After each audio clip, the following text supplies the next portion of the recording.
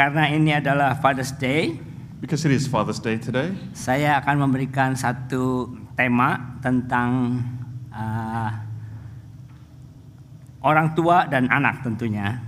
because it is Father's Day, today's theme is going to be about fathers and their children. Saya mulai dengan firman Tuhan dari Amsal 13:22 yang berkata, orang baik meninggalkan warisan bagi anak cucunya, tapi kekayaan orang berdosa disimpan bagi orang benar. So we'll start with Proverbs 13 verses 22, which says, a good man leaves an inheritance to his children's children, but the sinner's wealth is laid up for the righteous. Nah, kita tahu bicara soal warisan bukan hanya bicara soal harta tentunya. So when he speaks about inheritance, it doesn't always mean wealth as in material wealth. Bukannya salah meninggalkan warisan harta, tapi warisan harta itu yang paling minimal karena nggak dibawa dalam kekekalan. And it's not wrong to leave a monetary inheritance, but at the end of the day, we can't take that into the afterlife. Tapi ada warisan lain yang lebih tinggi karena dibawa dalam kekekalan, misalnya warisan iman. But there is a more valuable inheritance that is eternal. Dan hari ini saya mau bicara tentang warisan karakter ilahi. And today I want to speak about this inheritance of character. What's ilahi? Sorry. The godly A godly character. Yes. Satu tema yang diberikan kepada saya pada hari ini adalah tema tentang integrity. So the theme of today is going to be about integrity. Karena itu ini adalah ayat yang nanti akan dibagikan kepada kita semua, And so we're going to yaitu read di this Amsal verse. dari 20 ayat 7. Orang benar yang bersih kelakuannya, berbahagialah keturunannya. Dalam bahasa Inggrisnya lebih jelas. So this is our theme verse for today, Proverbs 20 verses 7. It says, the righteous who walks in his integrity, blessed are his children after him. Ya, itu yang ada di screen itu saya ambil dari Amplified Version ya. Jadi with the integrity. Jadi saya berbicara hari ini adalah tentang warisan integritas. So I want to talk about today inheritance of integrity. Nah, bicara soal integritas itu saudara bisa lihat definisinya di dalam Google. So speaking about integrity, we can look at the definition from Google. Misalnya, integritas adalah memegang teguh pada karakter atau moral, suatu moral yang tinggi ya. For example, inheritance is for you to stand firm on your beliefs and your values. Ya, karakter atau moral ilahi itu misalnya kejujuran, bisa dipercaya, trustworthy, tanggung jawab, atau bahkan kesetiaan. For example, some of these godly characters are faithfulness, Honesty, honesty, yeah, ya, trustworthy, responsibility, dan so on ya. Tapi hari ini saya mau khususkan dalam hal kesetiaan. But today I want to focus on faithfulness. Bicara soal integritas juga berbicara tentang sesuatu moral yang kita pegang itu, kita pegang sedemikian rupa, baik kelihatan maupun gak kelihatan. So this integrity that we have, we hold it whether we see it or we don't see it. Di tempat tersembunyi maksudnya ya. In a hidden place, what I mean is. Atau juga integritas itu berarti bahwa dalam situasi segala macam pun tetap berpegang teguh kepada moral itu. Or integrity speaks about no matter what your circumstance is, you still hold the moral value that you have. Contohnya seperti lagu yang baru kita nyanyikan tadi. For example, it's the song that we just sang. Meskipun ada salah kaprah ya. Tadi ada lagu yang diambil dari Filipi 4 ayat 13. There was a song that was taken from Philippians 3 verses 14. I can do all things through Christ. I can do all things through Christ. Lagunya bicara soal iman. And the song talks about demand. Padahal kalau saudara lihat ayatnya itu konteksnya, But if you look at the verse and its context, itu bicara Paulus integritas di dalam hal finansial.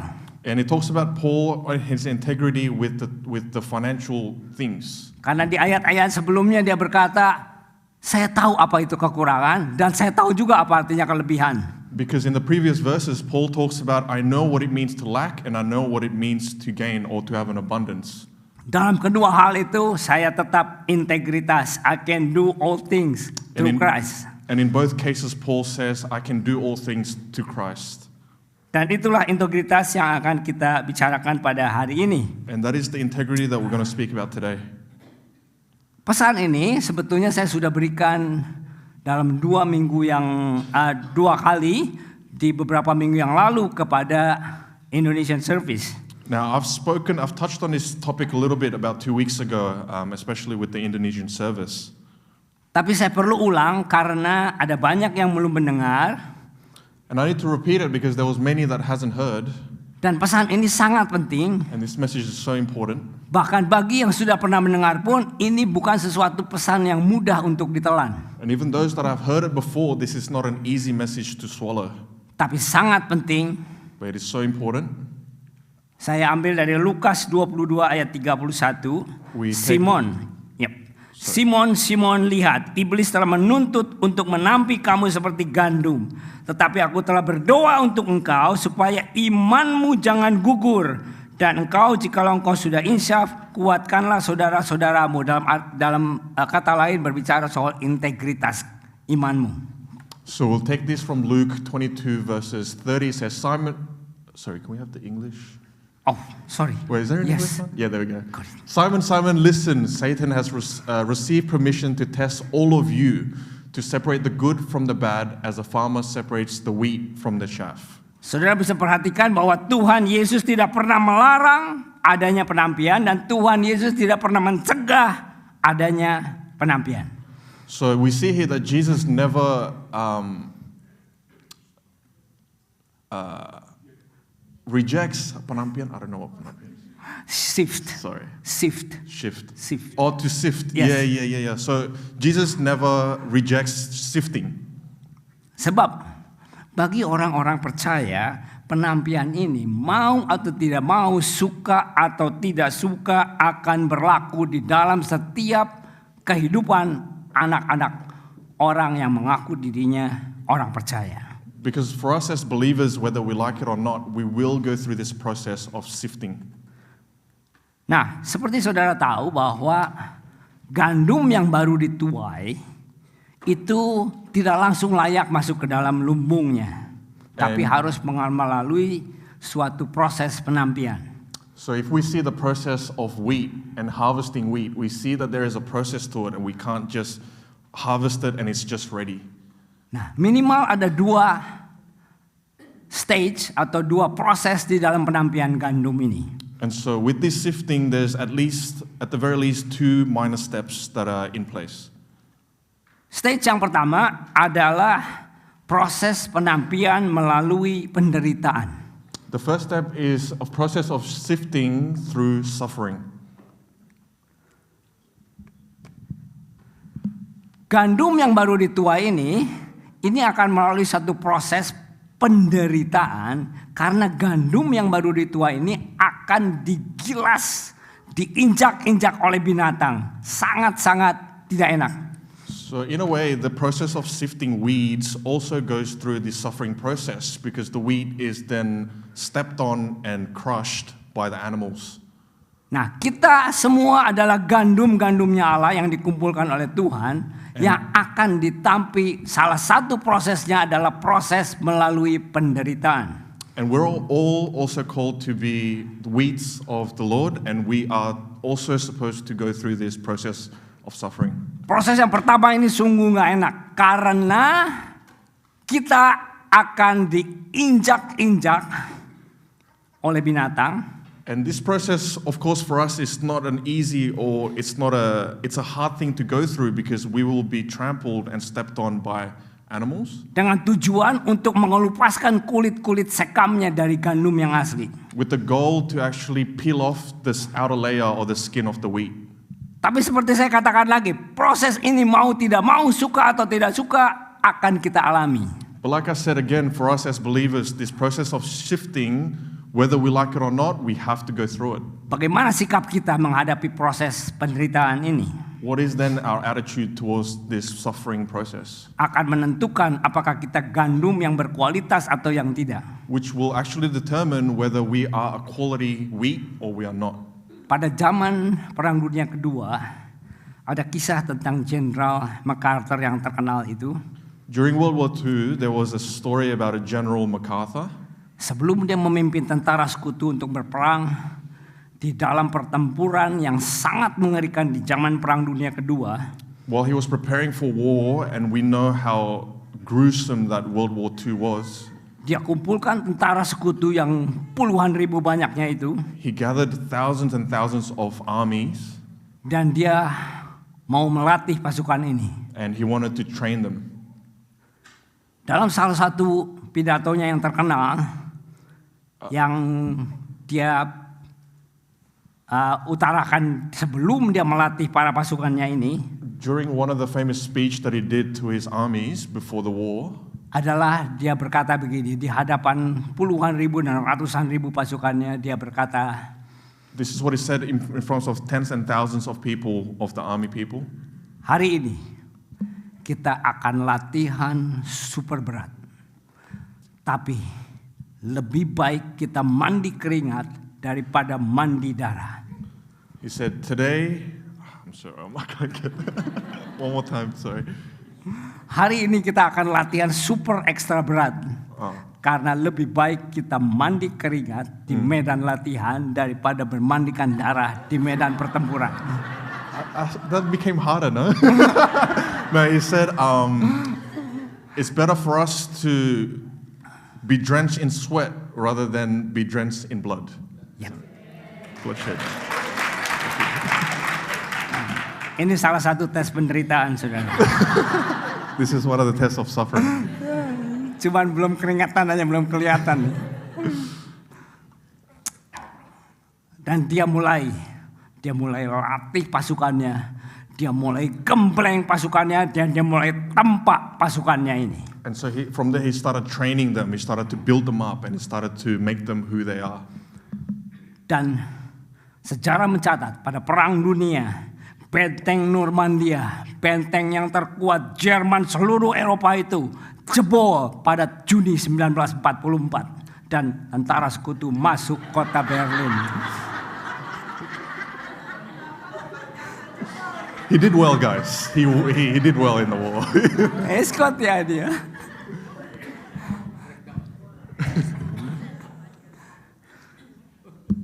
So what I was saying? The Germans got destroyed because of these guys in 1941. 44. 44. Yep. Dari mana benteng Jerman yang terkuat itu bisa jebol? How then the German walls or the German fort can be destroyed? Di tangan orang-orang yang mau dibentuk, di tangan tentara-tentara yang rela untuk ditempa dan dibentuk, di tangan prajurit yang tidak takut menderita. It is because they were in the hands of those that wanted to be trained and wanted to be raised up and wanted to go to this war. Dunia boleh memberikan nama bagi generasi muda tentunya. The world can say whatever they want and label the younger generations. Oh, you are generasi XYZ. Or you are generation XYZ. Bahkan generasi strawberry. Even a generation of strawberry. Yang luarnya bagus, dalamnya rapuh. That the outside looks good but inside is fragile. Tapi Allah memanggil kita untuk menjadi tentara yang rela ditempa dan dibentuk. But God calls us to be soldiers, an army that wants to be trained and built up. Prajurit yang tidak takut masalah dan penderitaan. Soldiers that are not worried of problems or suffering. Sehingga benteng sekuat apapun yang dibangun musuh tidak akan tahan melawan generasi ini. And so if there's any other fortresses that the enemy builds up, that there's nothing that we cannot destroy. Musuh kita tentunya bukan darah dan daging. And we know that our enemy is not flesh and blood. Dan senjata kita bukan senapan atau bom bunuh diri. And our weapon is not a bow or it's not a suicide bombing. Tapi senjata kita adalah kemurahan. But our weapon is grace. Give and forgive. Give and to forgive. Senjata kasih Kristus yang kita bagikan. A weapon from Christ that we use. Tapi kita harus menjadi tentara-tentara yang tidak takut dengan masalah dan penderitaan. But we must become soldiers that is not afraid of problems and sufferings. Doa seorang Jenderal MacArthur kepada anak-anaknya. The prayer of General MacArthur to his children. adalah sebagai berikut. Dari sekian banyak doanya, dalam satu alinea yang saya bacakan di sini, dia berkata begini. And so from all of the prayers that he did, I want to point out one of the prayers that he's prayed. Dia berkata kepada anaknya, doa kepada anaknya. He prayed to his son, Pimpinlah dia, aku berdoa, bukan di jalan yang mudah dan nyaman, tapi di bawah tekanan dan dorongan kesulitan dan tantangan. Di sini biarlah dia belajar untuk berdiri teguh di tengah badai. Di sini biarlah dia belajar belas kasih bagi mereka yang gagal. it says, oh yeah, lead him, I pray, not in the path of ease and comfort, but under the stress and spur of difficulties and challenge. Here, let him learn to stand up in the storm. Here, let him learn compassion for those who fail. That's the prayer that we want to pray for all the generations. Itulah perdoaan yang kita mau berdoa buat younger generation. Stephen sudah lulus penderitaan. I have passed the suffering process.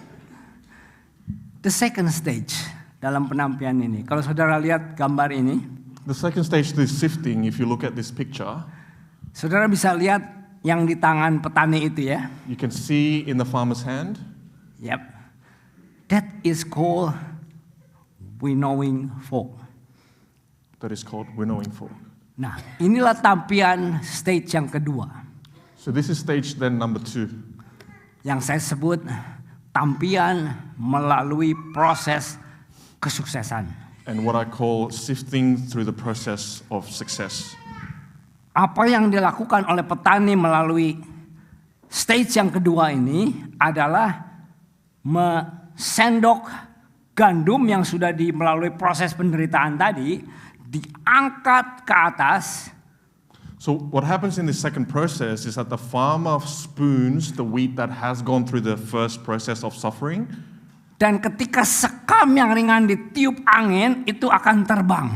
And when he throws the spoon in the air, the wind then separates the outer shell of the wheat. Sementara gandum yang berbobot akan turun kembali. Meanwhile, while the wheat that is thrown in the air falls back down to the Dan ground. itulah yang nanti akan masuk ke dalam lumbungnya. And that is the wheat that will be stored into the barns. Yesaya 41 ayat 16 berkata begini, Engkau akan menampi mereka, lalu angin akan menerbangkan mereka, dan badai akan menyerahkan mereka. Isaiah 41:16 says, "You shall winnow them, and the wind shall carry them away, and the tempest shall scatter them, and you shall rejoice in the Lord, in the Holy One of Israel you shall glory." Saya mau katakan, tampilan ini tidak ada penderitaan di stage ini. I want to say something. This sifting process in the second stage, there is no suffering. Yang ada adalah sukses, berkat, kesehatan, materi, dan sebagainya. What there is blessings and health and good things that come out of it. Tapi saya mau katakan, stage yang kedua ini adalah penampilan yang mematikan. But I want to say the second stage of sifting is actually a process of death or Deadly. A deadly Caused process. deadly. Yep. Saya memberikan satu video klip sebentar 5 menit dan saudara akan bisa menangkap apa yang saya maksudkan.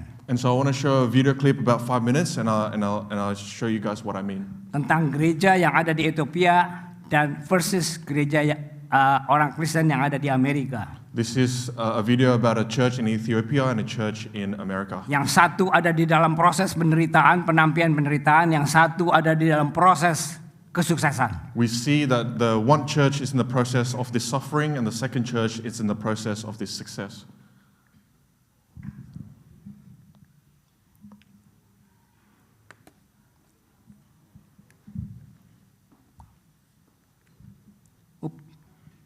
One day I was in the town of Sodu in southern Ethiopia, and I met a remarkable man of God, Tadessa Asay, a pastor who would not give up preaching the gospel. He enraged the communists. He had been beaten as many times as they knew how to beat him. He would not stop. His specialty, it seemed, was preaching at funerals, which was an illegal thing to do. And the communists knew where they could find him because he was always the one there at the funerals. And there were a lot of funerals in those days, as you might imagine. The communists finally had it with Tedesca, and they grabbed him and they threw him into prison. And he figured, as long as I'm in prison, I'm as low as I can go, so why stop now? And he preached the gospel to his fellow prisoners. And he drove them even more nuts, and they said, you know what, we've got to not only silence him, we've got to make an example of this man to silence everyone else who dares to follow this Jesus. And so they decided they were going to execute him. They were going to electrocute him in the public square of Sodo.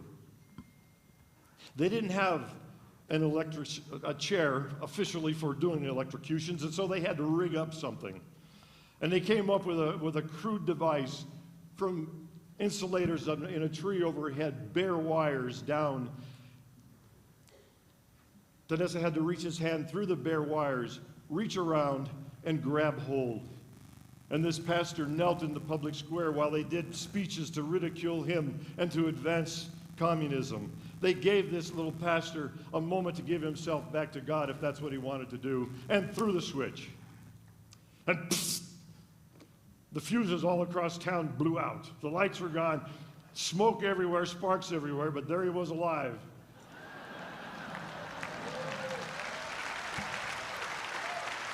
So they picked him up, and they marched him back to his cell, and they brought in the electricians and said, do this right. We're going to do it again tomorrow morning. All that night, Tedesca preached in the prison. What else could they do? Now he knew what his destiny was. I die, and it's over. I go to heaven. He preached, and they marched him out the next morning, having fixed everything. And they did the same routine, the speeches. They knelt this pastor down. They gave him a moment to give himself back to his God if they want. They threw the switch. The lights went out again everywhere. They unwired him, the smoke billowing. They said, just get out of here. We don't know what to do with people like you. I met Tedesca just hours after that. He was walking up this hill slowly and painfully where I was at the top. And when I met him, I said, Pastor Tedesca, I represent tens of thousands of American Christians who know your plight in Ethiopia right now, and we're praying for you. And he says, oh, thank you, Wes. And when you go back, please tell them that we're praying for them too. And I said, oh, I will. And he walked on, and I thought, wait a minute, what do you do when you just escaped death? And we called out to him and said, where are you going? And he says, oh, you don't want to know. And we said, yeah, we really do. Where are you going? And he said, we're on our way to preach at a funeral. I caught up to him. I ran up to this man and I said, but before you go, you said that you pray for us. When you pray for us in the West, what on earth do you pray for us? Pastor Tedesca said, oh, brother, he said, our suffering you have seen, it's severe and it's awful, but it's nowhere near as serious as your suffering. And I said, really? Can you tell me? Well, he says, well, can you tell me? He says, here in Ethiopia with this kind of pressure, we pray all day long because we need God in our lives if we're going to get as far as today's sunset. But I'm told in America things are okay. You've pretty well got it in order. It's possible for a follower of Christ to not pray all day long, I hear. And some people tell me they can go all week. Is that possible, Wes? And I said, yes, Tedesca, that is possible. And he said, we risk our lives over here to gather for fellowship. We need one another in the body of Christ. We only meet together in the ravines of the mountains, and only in the dead of night, and only when it is no moon and pitch black. It's worth the risk because we need one another. He says, but I'm told that there's a church all over, almost every street corner in the United States. You can go there, and you are free to worship. Nobody runs in, nobody drags you away, nobody beats you. But I'm told that on a nice day, many Christians would rather go on, what do you call it, a picnic, than go to church. And I said, yes, you're right, brother. That's true, too. And he said, we had one copy of the scriptures in my church. Somebody found it, and I tore it up. And I said, really? You tore it up? And he said, I had to. I distributed the pages, and my congregation memorized that book. We could not be caught with it. And so in the deep valleys in the middle of the night when I am preaching, I say, I need Isaiah 58. Who has Isaiah 58? And out of the darkness, Isaiah 58 stands up, and I hear God's word from the heart of one of my congregation. He said, but I'm told in America, even non-Christians have Bibles. You have as many as you want. Christians have 7 or 8 of them. And it's possible that some of them go all day without, even though it's in your hands, reading these scriptures. And some go from Sunday to Sunday without opening. Is that possible? And finally I said, stop it. You're right. You're right. I will tell them and pray for us.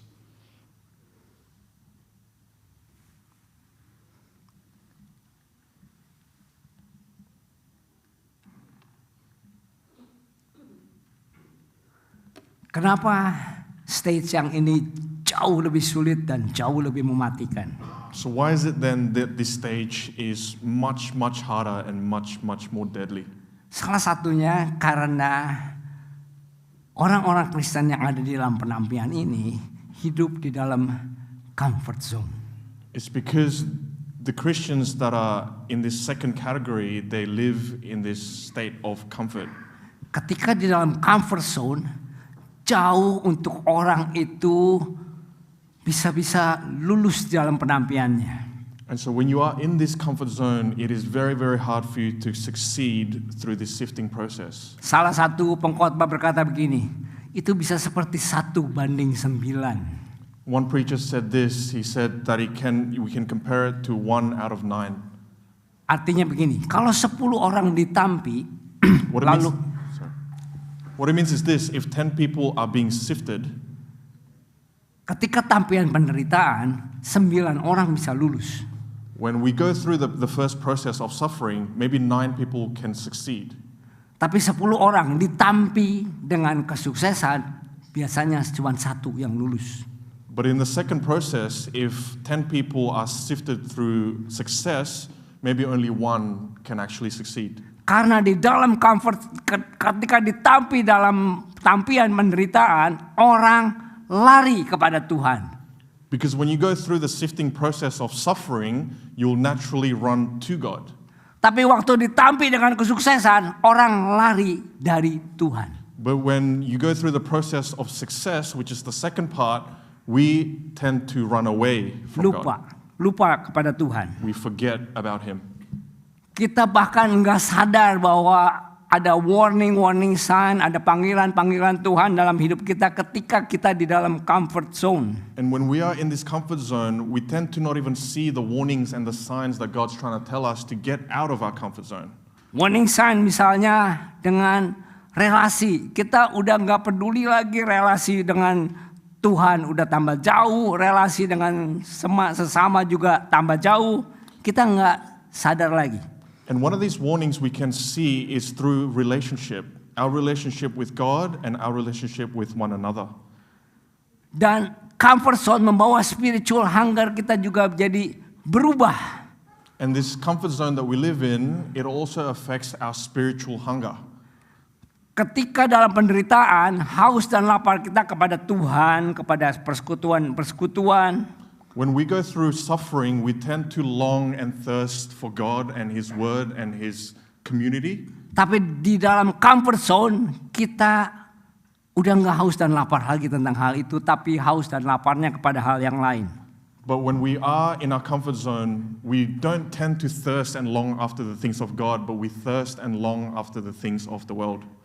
Apa yang terjadi secara fisikal kadang-kadang mirip dengan apa yang terjadi secara spiritual. Normally what happens, if something happens in the physical, it normally connects as well with something happening in the spiritual. Tapi ada juga yang berbeda, berlawanan. But there's also cases where it is completely against each other. Nah, spiritual hunger ini salah satu contoh yang berlawanan. And this spiritual hunger is one of the examples that is opposite or against. Secara fisikal, kalau kita berpuasa, menahan lapar, menahan makan, as physical, when we fast and we don't eat, biasanya kita jadi lapar. Normally, physically, we get hungry.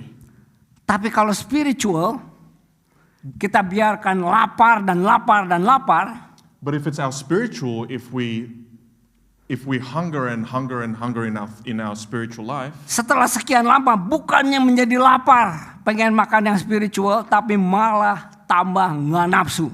And over time, if we keep starving our spiritual, we don't become hungry in our spiritual, but the spirit actually becomes dead. in the comfort zone, dalam comfort zone kita udah nggak bisa lihat lagi warning ini. Ketika kita udah nggak haus dan lapar lagi, kerinduan kita udah nggak ada lagi untuk hal-hal yang spiritual, ibadah, persekutuan dan sebagainya. We don't even realize the warning. So when we are living in this comfort zone, we don't even see the warnings and the signs that God's trying to tell us. We don't even thirst or want to join church or want to worship or anything like that. Self-dependency kita lebih tinggi lagi. Our self-dependent increases and becomes a lot more. Spirit tidak butuh Tuhan, tidak perlu ibadah, tidak perlu berdoa lagi, tidak perlu persekutuan lagi. Itu umum di dalam orang-orang yang ditampi di dalam comfort zone. So when we are in our comfort zone, it is very common for us to not want to go to church, to not want to go to prayer, to not want to pray ourselves. Self-dependency, kita pikir kita lebih hebat dari Tuhan, lebih pintar dari Tuhan. We become self-dependent, we become self-reliant, we think that we're better, we think that we're smarter than God. Ketika firman Tuhan berkata, kita harus mengampuni, tapi karena kita lebih pintar, kita bilang, enggak perlu. When the word of God says to forgive one another, but for us in our thinking, we think we're better, so we don't listen and follow the word of God. Firman Tuhan berbicara tentang perkawinan, tentang ibadah, perlunya untuk ibadah dan sebagainya. Tapi karena kita lebih pintar dari Tuhan, kita akan justify sendiri. The word of God tells us about marriage, talks about worship and how to do these things. But when we are in our comfort zone, we think that we are smarter than Him and we don't do these things. That's why tampian ini jauh lebih berbahaya dari tampian penderitaan. And that's why the second process of sifting is much more deadly compared to the first process of sifting. Banyak raja-raja dalam Alkitab yang jatuh. There are a lot of kings that in the Bible that have fallen. Di dalam Perjanjian Lama, baik raja-raja Israel maupun raja-raja non-Israel. We see this in the Old Testament, whether it's the king from the Israelites or the king outside of the Israelites. Daud, raja Israel, jatuh waktu comfort zone. David, for example, is the king of Israel, but then he fell when he was in his comfort zone. Raja Nebukadnezar bukan raja Israel, juga jatuh ketika dia ada di dalam kesuksesan. And there are also other kings that is not an Israelite king, but they've also fallen because of the comfort zone. Tapi jauh sebelum itu, Musa sudah mencatat hal ini. But long before then, Moses has already written about this. Dicatat di dalam Ulangan, pasalnya yang ke-8, saya akan bacakan bahasa Indonesia. Nanti Stephen akan membacakan dalam bahasa Inggris. Hati-hatilah supaya jangan engkau melupakan Tuhan Allahmu dengan tidak berpegang pada perintah, peraturan, dan ketetapannya yang kusampaikan kepadamu pada hari ini. Maksudnya kepada orang-orang yang akan masuk ke dalam tanah perjanjian. Dan supaya apabila engkau sudah makan dan kenyang, mendirikan rumah-rumah yang baik serta mendiaminya, dan apabila lembu, sapi, dan kambing dombamu bertambah banyak, dan emas serta perakmu bertambah banyak, dan segala yang ada padamu bertambah banyak, dengan kata lain, rumah udah punya, uang di account juga banyak, dan sebagainya, investmentmu banyak, dan sebagainya. Ayat 14, jangan engkau tinggi hati sehingga engkau melupakan Tuhan Allahmu yang membawa engkau keluar dari tanah Mesir, dari rumah perbudakan. So this is what, talking about this process, Moses has written this long time ago in Deuteronomy 8 verses 11. It says, take care lest you forget the Lord your God by not keeping His commandments and His rules and His statutes, which I commanded you today, lest when you have eaten and are full and have built good houses and live in them, and when your herds and flocks multiply, and your silver and gold is multiplied, and all that you have is multiplied, then your heart be lifted up, and you forget the Lord your God, who brought you out of the land of Egypt, out of the house of slavery. Selanjutnya, ayat 17 saya teruskan. Maka janganlah kau katakan dalam hatimu, kekuasaanku dan kekuatan tanganku lah yang membuat aku memperoleh kekayaan ini. Tapi haruslah engkau ingat kepada Tuhan Allahmu, sebab Dialah yang memberikan kepadamu kekuatan untuk memperoleh kekayaan, dengan maksud meneguhkan perjanjian yang diikrarkannya dengan sumpah kepada nenek moyangmu seperti sekarang ini.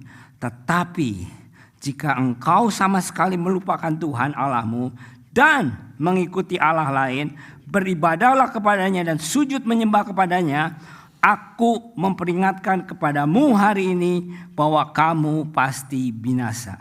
And we continue to verse 17. It says, "Beware lest you say in your heart, my power and the might of my hand have gotten me this wealth. You shall remember the Lord your God, for it is He who gives you the power to get wealth, that He may confirm His covenant that He swore to your fathers as it is this day. And if you forget the Lord your God and go after other gods and serve them and worship them, I solemnly warn you today that you shall surely perish." Seolah-olah Musa sudah tahu sebelum bangsa ini masuk ke dalam tanah perjanjian, So it's almost like Moses knew before the Israelites came to the promised land. ketika bangsa Israel ditampi penderitaan When the, di Is- Mesir, when the Israelites went through the suffering in Egypt, Alkitab berkata mereka berseru kepada Tuhan the Bible says that the Israelites seeked after God. dan Allah mendengarkan mereka. And it says that God heard them. Tapi Musa memberikan suatu warning, seolah-olah dia takut. But Moses gave this warning. It's as if he was afraid. Waktu di Mesir, penderitaan itu nggak ada apa-apanya dibanding dengan tampian kedua waktu kamu masuk dalam tanah perjanjian. Because Moses knew the first process of sifting through suffering wasn't at all comparable to what they were about to go through in the second stage of sifting. Karena di sana engkau akan diberkati. Because over there you will be blessed Comfort zone. in your comfort zone. Tapi apa hasilnya? Moses memberikan peringatan bahwa jangan sampai engkau mengikuti atau menyembah Allah-Allah lain. And what is the result? The result is that Moses gives the warning to the Israelites to not forget about the Lord your God and to not worship other gods. Nah tentunya Allah-Allah yang disembah oleh Israel beda dengan kita sekarang. And of course, the gods that the Israelites worship is different to the God who we worship now. Sekarang kita nggak menyembah patung-patung. What is it, sorry? Sekarang kita tidak menyembah patung-patung Allah-Allah patung. Now we don't worship statues, right? Tapi Allah-Allah kita, But- maksudnya Allah-Allah yang menjadi bahaya ini But our gods, that are the gods that we must be careful of, adalah berkat-berkat dari Tuhan. are blessings from God. Itu bisa bicara hobi kita, And you can think about our hobbies, piknik seperti yang tadi video klip tadi, picnic that we heard in the video, shopping, harta, pekerjaan, keluarga, waktu pribadi, kesehatan, dan semua yang diberkati oleh Tuhan. wealth, your career, your family, everything that God has given to you. Ilah-ilah adalah semua yang menjadikan Tuhan atau hubungan dengan Tuhan sekarang menjadi nomor 2 atau nomor akhir atau bahkan nggak ada nomornya lagi dalam hidup kita. And the characteristic we can see is if we had prioritized God first or the things of God first, but we don't do that anymore, that is a sign and a warning for us. Itulah yang Musa kasih warning. And that is exactly what Moses warned the Israelites and us about. Ayat yang ke-14 yang tadi kita baca Verse 14 that we just read, berkata begini, jangan engkau tinggi hati sehingga engkau melupakan Tuhan Allahmu. it says this, verse 14, "Then your heart be lifted up and you forget the Lord your God." Saudara, saya punya satu kondisi yang saya nggak tahu, penyakit turunan, saudara. So I have this one condition that I'm not really sure of, but it is an inherited. Di dalam penyakit turunan itu ada DNA atau kromosom yang diturunkan kepada saya. With this sickness, there is a chromosome or a DNA that has been passed down to me. Nah, saya juga pernah membaca satu artikel, And I've read one article. ada satu orang yang mati karena penyakit hepatitis. There was one person that died because of hepatitis, Padahal orang itu sudah kena hepatitisnya bertahun-tahun yang lalu dan sudah sembuh total. but this person has gotten hepatitis years and years before, and they've actually healed from it.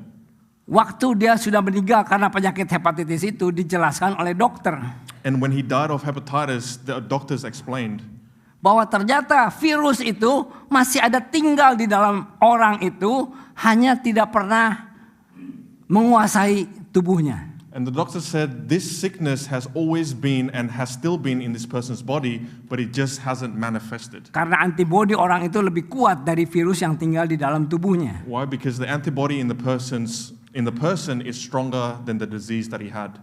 Nah, kita semua, orang percaya dan nggak percaya, itu punya penyakit turunan. And all of us, whether we are believers or unbelievers, we also have this disease that is inherited to us. Salah satunya adalah penyakit turunan atau kromosom, kesombongan, dan selfishness ini. And one of those things that we inherit through our DNA is selfishness and proud. Ada juga artikel yang berkata bahwa kita ini semua ini punya sel kanker dalam tubuh. And there's another article that actually says every single person here actually has cells of cancer. Tapi tidak pernah bisa menguasai tubuh karena antibodi kita lebih kuat dari sel kanker itu. But the cancer cell cannot overcome us because our antibody is stronger than those cancer cells. Tapi kalau kita tidak jaga antibodi itu dan kita nurture sel kanker itu akan menguasai tubuh kita dan bahkan bisa membinasakan. But if we do not cultivate our antibody and we actually focus on the cancer cells and we feed it, then the cancer cells may take over our body. Virus-virus dan sel kanker yang diturunkan kepada kita itu salah satunya adalah kesombongan dan selfishness ini. And one of those viruses or diseases that has been passed down to us is this selfishness and proud. Kalau kita tidak jaga sel-sel kanker ini, kesombongan dan selfishness itu akan eventually nurture, bertumbuh dan akhirnya bisa menguasai tubuh kita. And if we're not careful and if we don't watch out about all these inherited things that we have, for example, the being proud or being selfish, that over time can grow to overtake us. Kesombongan dan selfishness ini sangat seperti saudara kembar, saling support one another gitu saudara. So this selfishness and this being proud actually is within one family and they support and they build up on one another. Dan kesombongan adalah dosa yang pertama yang muncul bahkan sebelum manusia diciptakan, dan dosa ini juga yang sangat-sangat dibenci oleh Allah. And the disease of pride is actually the first sin that we see even before the creation of man, and this is one of the sin that God hates the most. Orang yang sombong biasanya selfish. A proudful person is normally selfish. Orang yang selfish biasanya sombong. And a selfish person is normally prideful.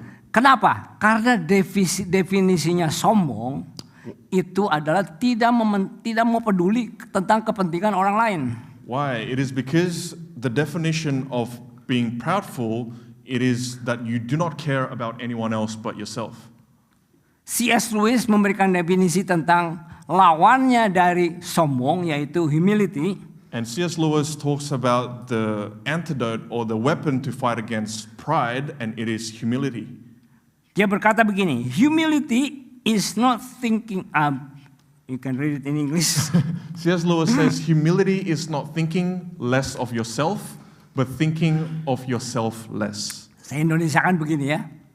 Jadi kerendahan hati, lawannya dari sombong itu bukanlah melihat diri sendiri minder. Aduh, nggak bisa apa-apa, nggak bisa melayani, nggak bisa melakukan apa-apa untuk Tuhan, nggak bisa yang lain aja.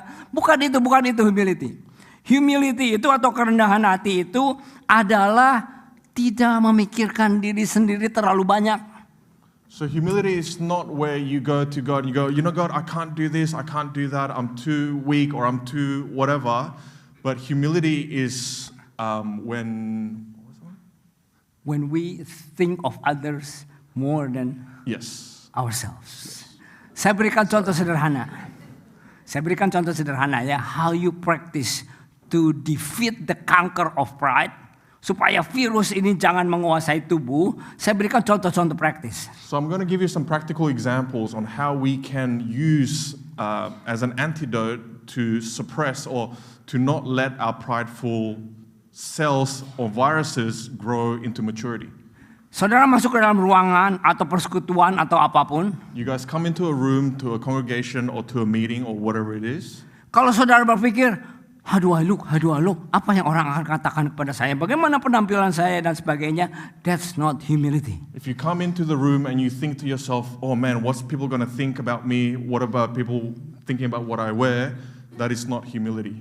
Tapi kalau kita masuk ke dalam satu ruangan, persekutuan atau apapun dengan pikiran, apa yang saya bisa berkati? But if we walk into a congregation or a room and we think to ourselves, what can I do to bless others? Apa yang saya bisa tolong? Apa yang saya bisa berkati? Apa yang saya bisa contribute untuk menjadi berkat di tempat ini atau untuk menjadi orang-orang tertentu? What is it that I can do? What is it that I can bless with? What is it that I can do for those that are around me in that room? That's how we practice humility. And that's how we practice humility. Dan itu adalah antidot bagaimana kita bisa menekan virus kesombongan, selfishness itu sampai tidak pernah menguasai hidup kita. And so that is the antidote for us to suppress and to keep the cells of being proud and selfish to not let it grow and take over our lives. Kami semua, saya termasuk dalamnya, this is a very hard subject to swallow. So this is for everyone and for myself as well, this is a very hard topic for us to swallow. Dalam tampian penderitaan, during the sifting of suffering, hari ini kita dengar firman Tuhan. Today we've heard God's word. Di luar saudara tersinggung dengan orang berbicara tentang kita. Outside, if you feel offended by someone that has talked about you, kita bisa dengan mudah, saya akan tinggalkan gereja, saya akan tinggalkan persekutuan, saya tidak akan melayani lagi. It's so easy. It's so easy for you to say, I want to leave church, I want to leave ministry, I want to leave the people that I call family. Minggu ini kita mendengar firman Tuhan ini. This week we have heard God's word. Tapi hari Senin, Selasa, Rabu kita dalam comfort zone, kita lupa kepada Tuhan. But what about the weekdays when we are in our comfort zone? Do we forget about God? Our prayer, doa kami adalah kita semua, bukan hanya generasi-generasi orang tua, tapi bahkan generasi-generasi yang lebih muda, menangkap pesan ini dan, sorry, I don't want to talk too long. My prayer is that for the older generation and the younger generation is for us to catch this message. Dan kita semua, generasi yang tua dan generasi yang muda, menjadi prajurit-prajurit yang tidak takut masalah, tapi juga prajurit-prajurit yang rendah hati, tidak sombong, yang selalu ingat kepada Tuhan, beribadah kepada Tuhan, melayani Tuhan dengan segenap hati. And so my prayer is for the old generation and the younger generation is for us to become warriors of God that is not afraid of problems or suffering, but more than that, for us to have this humility and not be prideful and selfish. Prajurit-prajurit Allah yang merupakan gandum-gandum yang sejati. Warriors of God that has this wheat that is true. Happy Father's Day. God bless you all. Happy Father's Day. God bless all.